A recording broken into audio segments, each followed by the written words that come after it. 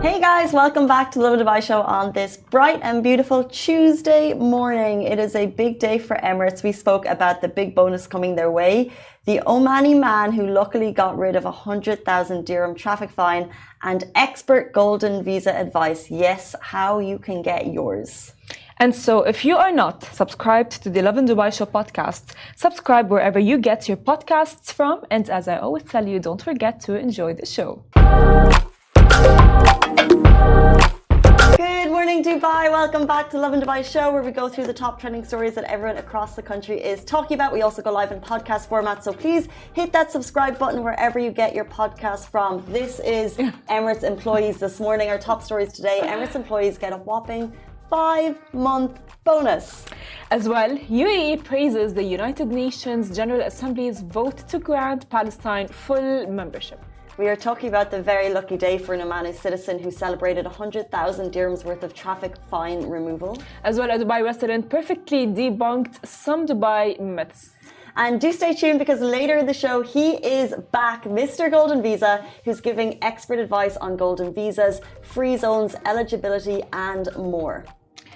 And as well, it is 220 days since the genocide began on October 7 in Gaza. The current death toll stands at 35,034. The number of injured people is 78,755, and 1.9 million people have been displaced from their homes. And in today's weather, it's fair to partly cloudy with some convective cloud formation, which may be associated with rainfall in the eastern parts of the country. Today in Dubai, it's highs of 38 degrees. Before we get into our top stories, the question, do you want to be this man? This is Mr. Bean on the beach, by the way. Our question to you, do you want to be financially free? This is not an ad. It's not really a trend, but it's something that's getting a lot of attention at the moment. It's called FIRE. FIRE means, let me get that for you, financial independence, retire early. That's true. I see that mainly very famous, or I would say popular among the newest generation. They just want to retire early. They want financial freedom. They don't want to work. They hate the 9-to-5 job. But are they ready to do FIRE? Because FIRE is an actual savings method. It's basically like, we all plan retirement. It's like, okay, I'm going to retire at I'm 65 if I do my savings. And it's saying, why? Like, who made up that number? And the question we put to you today, would you squirrel away like 80% of your income? That means living extremely frugally for 10 years, if that could be you in 15 years' time. I wouldn't, because I am this age and I am young for this period of time. And why would I just like save up and, I don't know, buckle myself up and put myself in a box and not live my life the way I want to live my life? Because I'm not going to be 26 or 25 in 10 or 2050. I don't know, you know what I mean? I'm not going to be that young forever. I get your point. Yeah. But as a mid 30-year-old, I'm thinking like the trappings that I spend money on are so pointless in reality. Like clothes, eating. I spend so much money eating out. I know. And if I were to pull that back, we're going to keep it the clothes. If I were to pull back, if you like really shift your mindset and think, I'm going to live extremely frugally. I can't even get it out. No. Give up everything. But it means you have afforded yourself a big enough financial pot that you can literally stop working and be flexible. Yeah, but when if you turn to 45. No. Look, the thing is, again, I strongly believe that, you know what, I'm going to be this young for this period of time. Just this period, you know? got you. So why would I would say, like, limit myself from actually living my age? I'm not going to be living the age of like 26 when I'm 45. You know what I mean? So do you think there's an age that you will get to that FIRE makes sense? I think maybe when I'm going to be closer to my 30s, I will for sure be like, oh yeah, maybe I should have saved up. But maybe we can do both, you know? Maybe you can do both, you know? I feel like you can keep like a part of your salary aside, and a part where you can enjoy and have fun, and a part where you can, I don't know, do whatever you want to do. But to actually get to to the point that you can retire when you're 45, it's saving 70% of your annual income. But I think you can still live life without all of the expensive things. Like your life can still be enjoyable if you're not going out for brunches every weekend. Not that you are, but in general, like where money goes, where money gets spent, eating, drinking, clothes, fashion, I don't know, holidays. Yeah. No, you can still enjoy life without all of I say it, but I don't even believe it. I say it, but I don't even believe it. Ourselves out? Why are you calling us out, Casey? I'm trying to convince myself that it's possible. I'm trying. And then I can be Mr. Bean on a beach. What is he holding? I think he's holding a camera like, oh my God, I'm free. But the thing is, I wish I can relate, but I do go out every weekend and I do spend money. The same. But this fire, I've heard topics recently, it was covered in the New York Times this weekend, it's becoming more of a thing that people are questioning the retirement age. Like 65, why? Why am I still working until that point? If I were to save better, save smarter from a younger age, I could actually retire early and have that flexibility earlier. Because we're young, but things can change tomorrow. You don't know where life's going to take you. That is true, but I'm still going to live my life. Aisha, what did you say? Can you save when you're younger? I mean, I'm older and I still can't, but I'm really trying to convince myself that it's possible. Yeah, if Hesham's saying you come at the end of the month and you're like, where did the money go? Yeah. Food. But so you're meant to, at the end of every week, literally track every single thing that you spend. And then you can, after a month, compartmentalize, okay, so this went on food, this went on transport. And then if there's anything, Massa, you do that?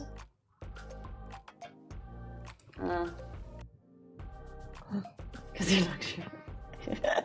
Massa's luxury. That is really good. I wish I did it.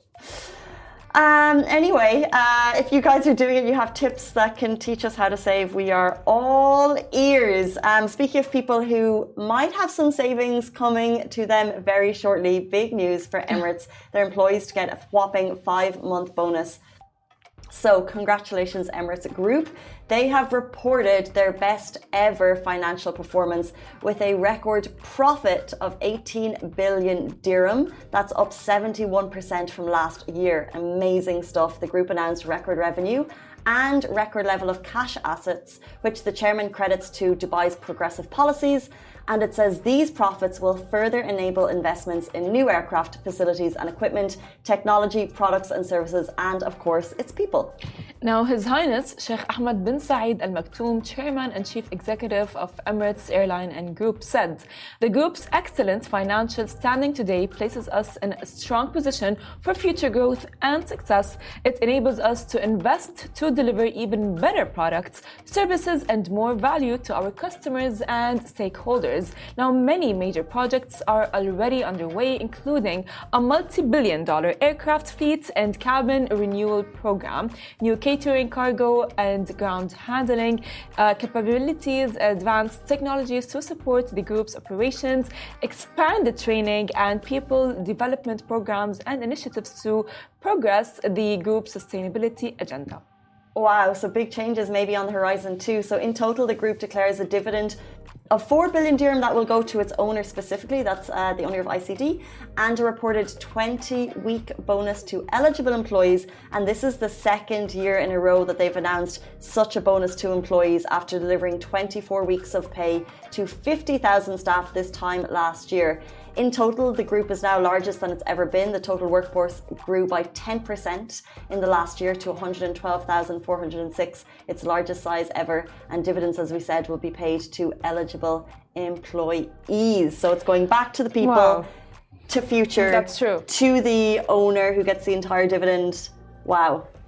I mean, this is what, of course, almost, the whole population of Dubai residents use Emirates to go and come back to their countries or even travel. So the fact that they are making it seem like it is going to go back to the residents who are actually going to be using the Emirates Airlines just seems, I think, very cool. And it all comes in hand, by the way, with the tourism, Dubai, the services, altogether made this big number of profit that is going to go back to you guys. And it's people. If I'm just thinking, if you could like AI and change one thing about the flying experience, maybe not just with Emirates, but like if you had all of this money and you could change one thing, like what's that one thing that you guys, and I put the question to you as well, think that airlines should change? So if you have like a pet peeve, we could do like a round robin of like, what's the one thing that you would think? So I have a thought. What is I don't know why my pet peeve is. So when you're on the flight and you can smell the food, but you're sitting at the back, and it takes like an hour, and there's no rhyme or reason to where you're sitting to where it's going to be delivered. So I wish that, and also I wish there was like a set time. Yes, I knew. I wish there was a set time. So when you get on the flight, you know it's going to be at like 12, because then you can plan your snacks. Yeah, that is true. But actually, because my sister tells me, my sister is cabin crew and she serves, the whole aircraft, right? Depending on her position for the aircraft. So she tells me that the thing is, they don't know, and it's all according to how long the flight is. So they themselves do not know. They just like, like when it's time for either dinner, breakfast, or lunch, they just like, go with the thing. And I think they even have like this, like I would say like notification, like, hey, like it's going to be lunchtime, or it's dinner time, or it's breakfast time. So I think maybe, I don't know, passengers should be aware. Because it depends. They should know. I don't know, just a little, because when you get the smell of the food, you're thinking, I'd like to eat right now, and then it might take some time. Anything that you would change about your flying experience, Farah, Hisham, Massa, people of Instagram who are so dutifully watching the show, which we love. We love to read your comments as well. Actually, I would. The food, because like let's say like it's a very big aircraft. The food at the beginning is for sure hot, but as it reaches the end, it's gonna get a bit colder. Is it colder when you get it? If you've been sitting at the back, I've never noticed. I mean, I don't know. I've never really like paid much attention, but I have had like like a couple of like meals that would be like a bit colder, and I'd be like, I wish that was hotter. So maybe if there was something like, I don't know, because imagine with me. So there's a tree with like, I don't know, some fire. Yeah, some fire on the flight. And yeah, guys, it's fine. I told you I'm delusional. Just like bear with me. Keep it warmer. Bear with me. So it's gonna stay warm, and in that way, you're gonna get your food as fresh as that's possible. Or maybe you know what they should do? Imagine the drama this would cause if there was like a lucky dip. Okay. And one lucky person on every flight would just get to fly business. And they had like a raffle. I love raffles. Yeah. And you would just wave to everyone as you go forward. Bye, guys. Okay, that's probably not happening. But then it would give you the experience, and then maybe you think, maybe I'll forget my fire savings and pay business class. That's true. Well, Delulu is the Salulu. Delulu is the Salulu. Could happen. Emirates, if you're listening. Yes. Let's jump into the next stories we've got for the day. So UAE praises the United Nations General Assembly's vote to grant Palestine full membership. The UAE applauded the United Nations General Assembly's vote in support of Palestine's full membership, and it's called for the Security Council to reconsider the application. Now, in a statement, the Ministry of Foreign Affairs stressed the UAE's dedication to peace, injustice, and rights of the Palestinian people, aiming to establish an independent Palestinian state following United Nations resolutions and relevant agreements. During an emergency special session of the UNGA, the UAE, representing the Arab group for May, presented the resolution affirming Palestinians' eligibility for full UN membership. The UAE also strongly denounced the Israeli settler attack on a Jordanian aid convoy bound for Gaza via Beit Hanun and the assault on the UNRWA headquarters in occupied Jerusalem. As well, as reported, Israeli settlers assaulted a humanitarian aid convoy headed to the Erez crossing in northern Gaza, allegedly tampering with its contents. Furthermore, on May 9, Israeli residents twice set fire to the perimeter of the UNRWA headquarters in occupied East Jerusalem. Witnesses, of course, observed a crowd accompanied by armed individuals outside the compound chanting slogans such as "Burn down the United Nations," as recounted by UNRWA, of course, which is, I would say, the situation is bound to hopefully one day end. Day by day, the stories that we continuously hear are just impossibly shocking, but it's great to see the UAE continue to take a public stand against what's happening in Gaza. We're jumping into a story about an Omani citizen who celebrated 100,000 dirham fine removal. So our first question is, how does someone even rack up these types of fines? In a video that's gone viral, we can see a man who racked up 250 UAE fines, totaling over 108,000 dirham apparently. Wow, that's a huge number. But this man is on the lucky side of the government ruling after it was announced in April that all traffic fines incurred by Omanis in the UAE between 2018 and 2023 are being waived by the government after Sultan Haytham bin Tariq paid the president a visit. Could you imagine? I can't. But I don't think we should really pay heed to this person who racked up 250 fines, because I think it sounds extremely reckless. That's true. Maybe we should give him like driving therapy. I don't know. I think it would be a good idea, whether you don't know whether it's reckless driving, whether it's speeding, it's breaking red lights, but 250 fines is clearly, this person probably should not be on the roads. That's true. I agree. Although we don't have the information behind it.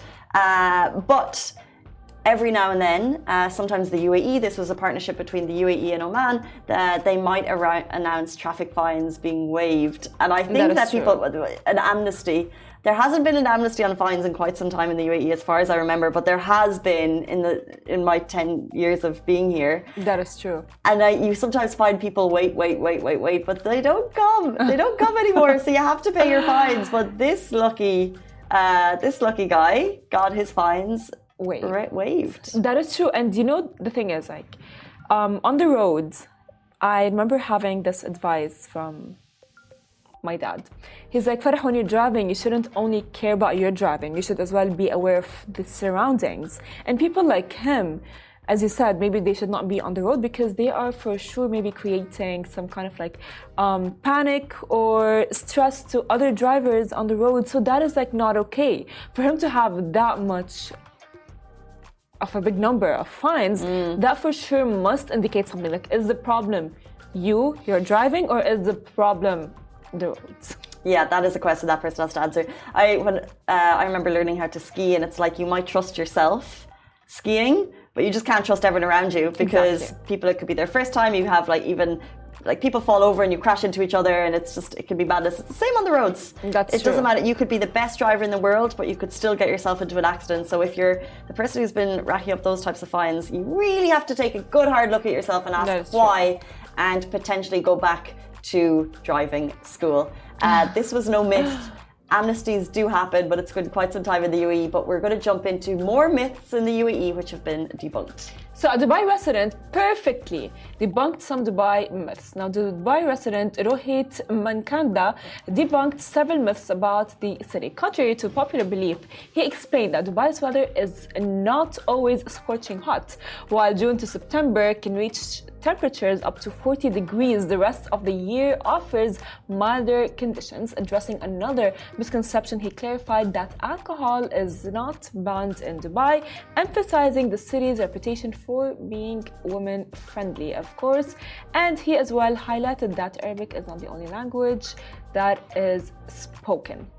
Lastly, he dispelled the notion that everyone in Dubai leads an exotic life, noting that actually expats live quite normal lives, working in fields such as education, retail and healthcare, demonstrating that it is entirely feasible to maintain a modest life in the city. So I think some of these are quite obvious, right? Mm-hmm. But what are the ones that we think the people outside of the UAE don't know. So that like it's friendly to women, the weather, the fact that we can live normal lives, we don't have Lambos. Like, which do you think the international population still believe? Because these are all quite clear to me. That is true, but I think the exotic lifestyle is the most because I do like as well see that and hear that from my family back in Syria. They go like, oh yeah, Farah, you live in Dubai, so you must be very rich.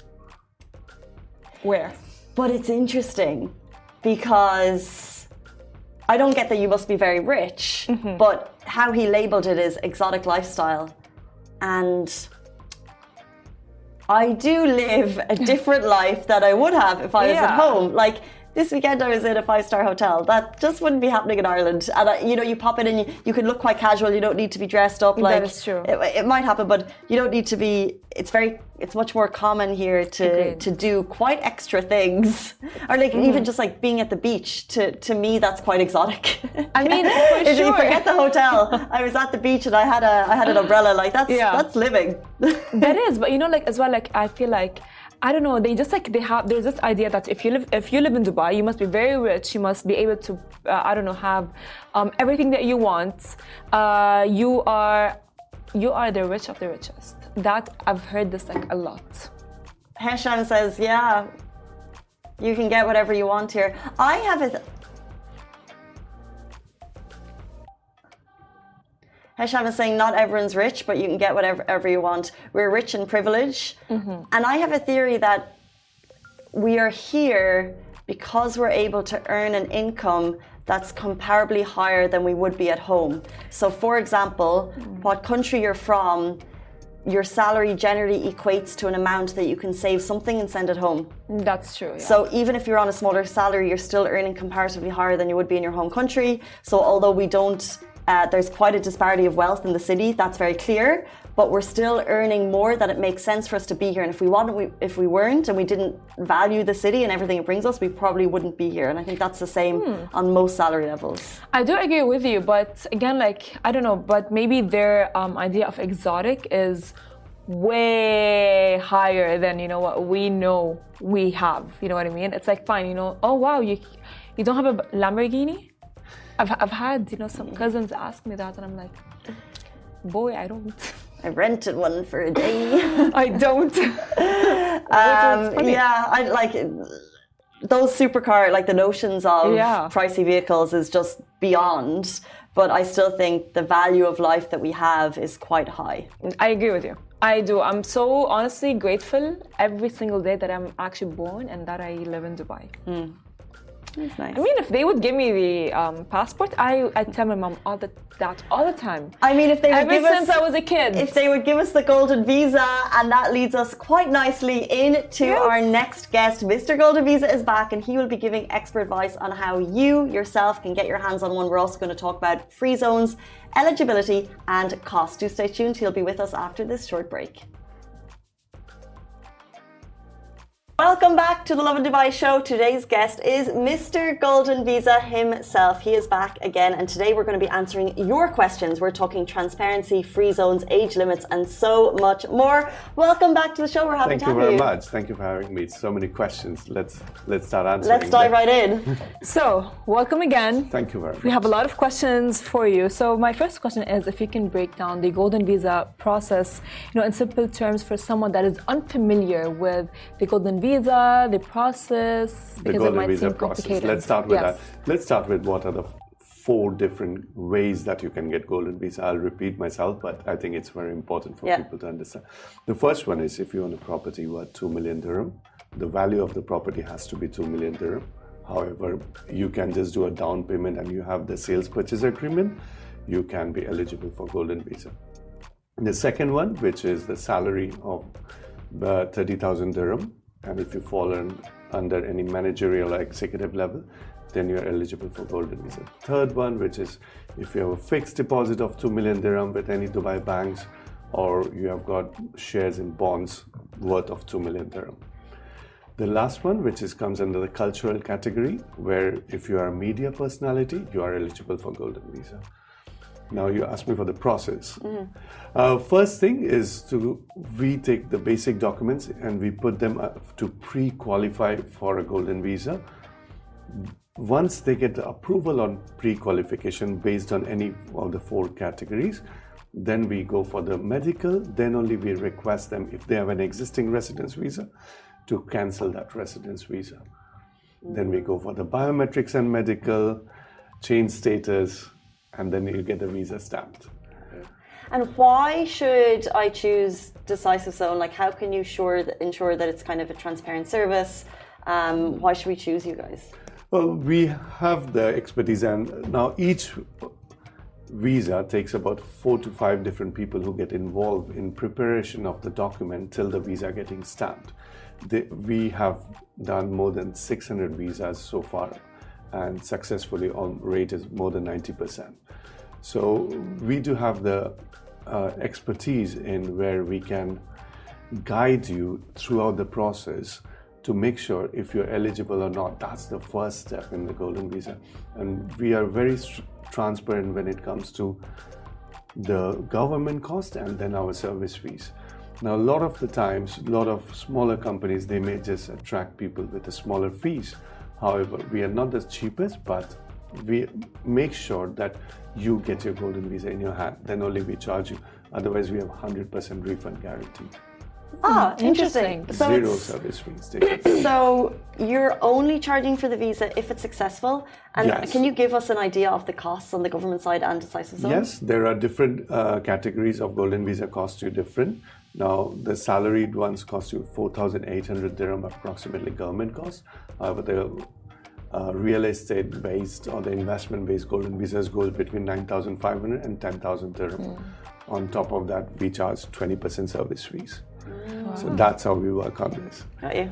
That's so interesting. This is pure government cost if people want to know, and it is available on their website as well. It's really good to know on the success rate that it's only charged if your golden visa is successful. Yes. Which is which, by the way, builds, I think, trust between you and as well people who are actually coming to get the golden visa. Speaking of that, a lot of expats recently joined, or I would say came to live in Dubai, and they go like, okay, fine, you know what, I'm gonna come to Dubai because I want to do this and that, and they think that Dubai is their golden ticket to money, that's right? And a lot of things. To build business. I mean, this is becoming the biggest business hub in the world today. So, can you expats in the country get the golden visa? If they can provide documents to support and they fit under any of these 4 categories, then they do get a golden visa. Now, again, we put them through for a pre-qualification because there is a committee sitting. It's not an individual person approving.